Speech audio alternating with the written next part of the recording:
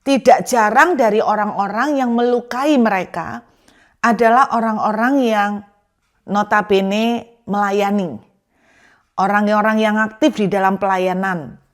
Mereka mengerti firman, tetapi seakan-akan mereka tidak sadar bahwa apa yang mereka lakukan itu telah menyakiti orang lain. Satu hal yang Tuhan katakan adalah begini, aku mengerti dan aku tahu betul semua yang kau sebutkan tentang dia itu benar. Jadi Tuhan tahu apa yang kita rasakan. Tuhan bahkan mengerti apa yang dilakukan orang yang menyakiti saudara dan saya.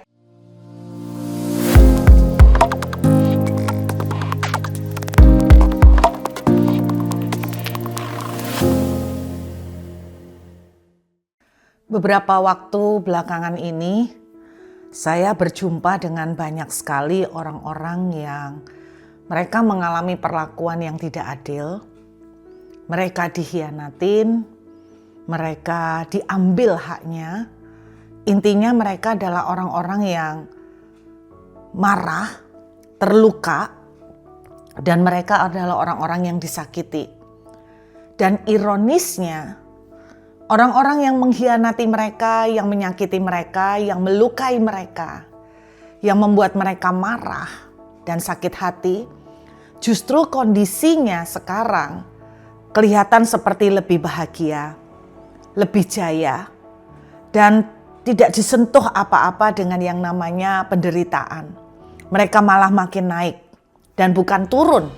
Mereka semakin diberkati sepertinya. Seperti yang diteriakkan oleh Habakuk ya. Kenapa orang-orang ini malah makin jaya, malah makin gemuk, makin segar.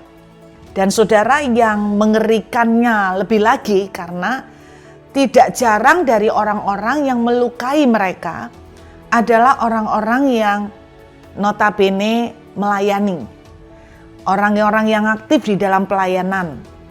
Dan mereka justru dengan tenangnya, seperti seakan-akan tidak melakukan kesalahan, mereka tetap pelayanan, mereka tetap berkhotbah, mereka mengerti firman, tetapi seakan-akan mereka tidak sadar bahwa apa yang mereka lakukan itu telah menyakiti orang lain. Apakah yang saya ceritakan juga seperti yang Anda alamin saat ini? Saudara, izinkan saya sharing bahwa yang namanya luka, disakiti, dihianati, marah, tidak ada satupun dari kita yang kebal. Bahkan, saudara jangan kaget bahwa ini merupakan salah satu alat yang termasuk powerful yang dipakai oleh iblis. Strategi pamungkas, strategi andalan yang dilakukan oleh iblis untuk menyerang saudara dan saya. Untuk menjegal kita. Firman Tuhan berkata iblis itu mencuri, membunuh, bahkan membinasakan hidup saudara dan saya. Nah, strategi yang paling sering dan paling manjur dirasakan oleh iblis untuk dikerjakan atas saudara dan saya adalah yang melalui kepahitan, melalui kebencian, melalui orang-orang tertentu yang dihadirkan dalam hidup kita yang menyakiti, mengkhianati, mengambil hak kita, merampas apa yang sebetulnya menjadi hak saudara dan saya. Saya sendiri bukan orang yang kebal dengan hal-hal begini, saudara. Tetapi saya ingin sharing kepada saudara bahwa berbicara tentang kemarahan, berbicara tentang kebencian, pasti ada gandengannya, yaitu berbicara tentang mengampuni, memaafkan atau pengampunan. Sebenarnya bahwa pengampunan itu bukanlah sebuah perasaan. Mengampuni adalah sebuah pilihan dan keputusan. Saya ulangin saudara, mengampuni adalah sebuah pilihan dan keputusan. Beberapa tahun yang lalu saya terpenjara dengan kepahitan. Saya terkungkung dengan yang namanya amarah dan kebencian. Berapa lamakah saya menyimpan itu? Sekitar selama 13 tahun, saudara. Mungkin saudara berkata lama amat. Iya, daging kita itu sejujurnya untuk memberikan pengampunan legowo itu merupakan satu perjuangan dan pertempuran yang luar biasa. Selama 13 tahun saya menyimpan kebencian dengan seseorang. Saya menyimpan amarah, saudara. Pada satu titik Tuhan mengkonfrontasi apa yang saya hadapi dan saya rasakan.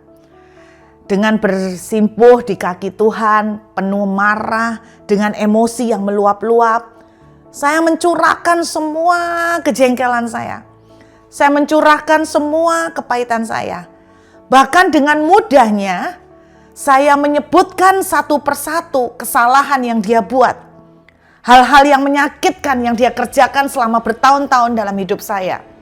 Saya yakin saudara tidak akan kesulitan untuk melakukan itu. Bahkan saya dengan terus terang bilang, saya mampu menuliskan semua kesalahan yang dia lakukan terhadap saya, bahkan dengan memakai roll tissue, saudara, sekian panjang. Saya bisa tuliskan semuanya. Setiap perkataan, setiap sikap, setiap perbuatan yang dia lakukan kepada saya bisa tuliskan itu semua.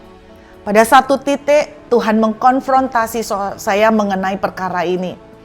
Dengan air mata yang bercucuran, saya teriak, emosi bertahun-tahun saya keluarkan, saudara.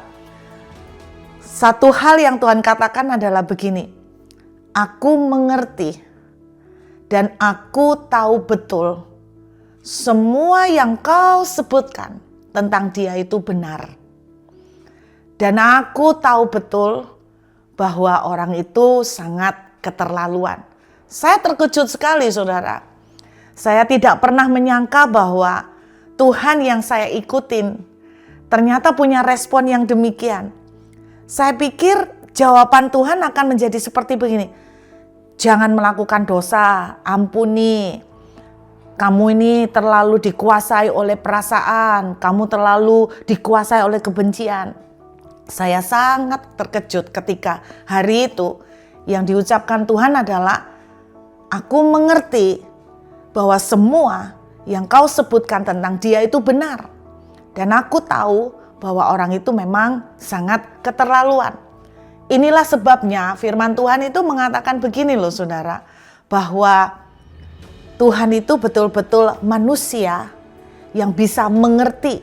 Tuhan itu memahami, dalam kemanusiaannya dia pernah merasakan apa yang saudara dan saya rasakan. Saudara, di dalam Mazmur pasal 54, firman Tuhan menceritakan tentang latar belakang bagaimana Daud itu dikejar oleh Saul. Seperti dituliskan dalam Mazmur 54, saudara, dituliskan bahwa pada waktu itu Daud dikejar oleh Saul dan kemudian seseorang membocorkan tempat persembunyiannya.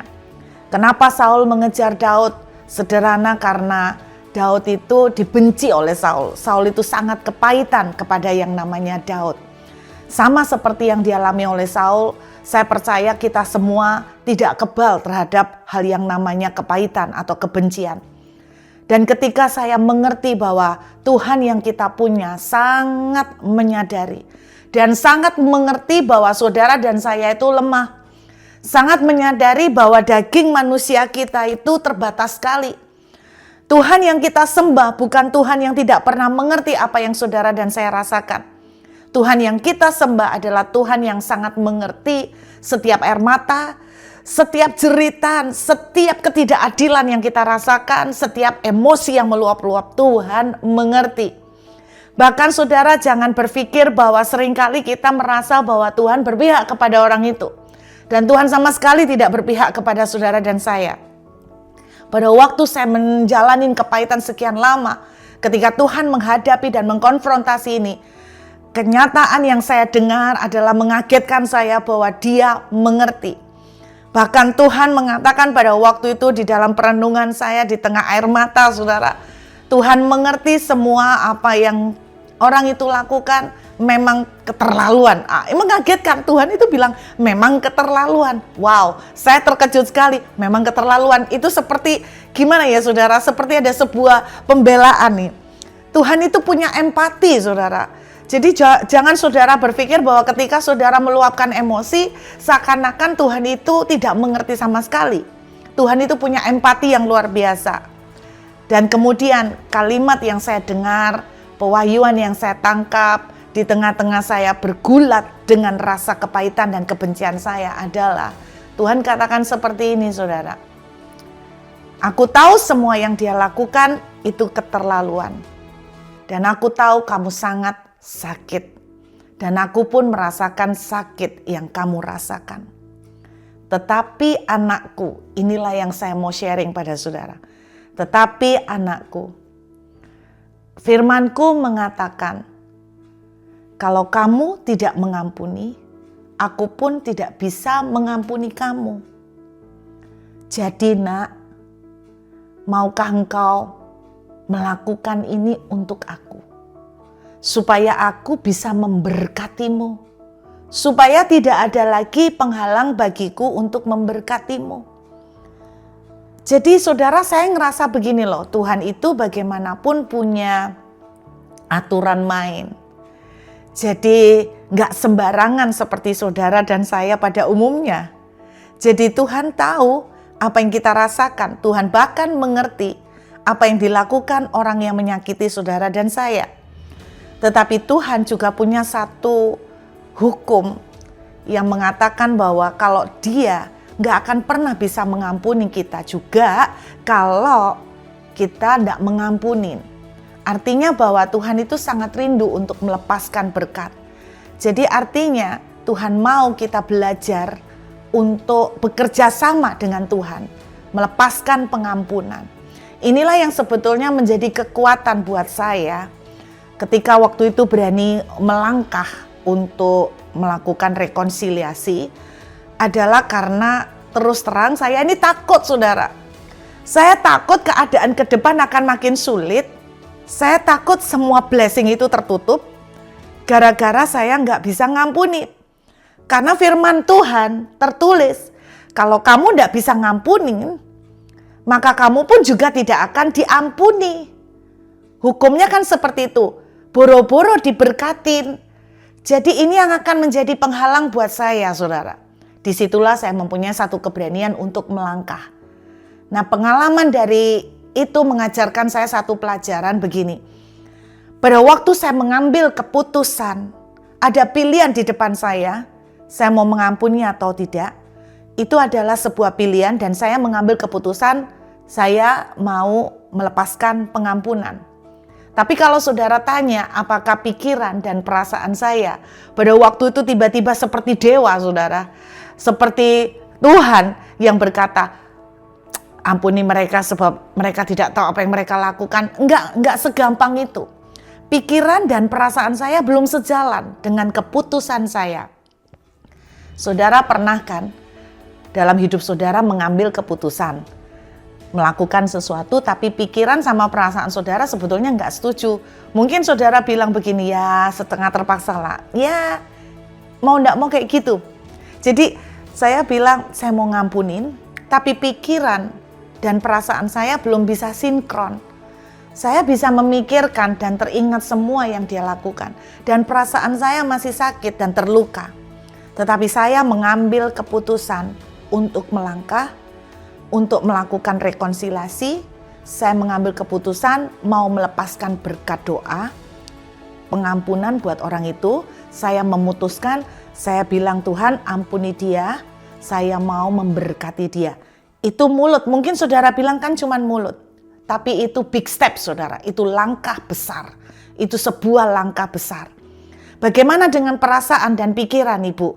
Saya katakan pada saudara, itu membutuhkan waktu. Tetapi percayalah, berjalan dengan ketika saudara berani mengambil keputusan, saudara akan diberi Tuhan kekuatan dan kemampuan untuk berjalan hari demi hari. Sampai akhirnya perasaan dan pikiran betul-betul sejalan dengan keputusan saudara. Jadi saudara ketahuilah ketika saudara mengambil keputusan untuk mengampuni, maka pada saat itu juga kekuatan Tuhan akan menolong saudara menjalani hari-hari berikutnya. Tuhan tidak pernah menyuruh saudara dan saya untuk mengampuni dengan kekuatan sendiri. Kita tidak akan mampu. Tetapi ketika saudara dan saya mengambil pilihan, memutuskan untuk mengampuni, maka Tuhan akan ikut campur, memberi kekuatan dan menolong saudara sampai akhirnya pengampunan itu betul-betul sempurna dan totalitas.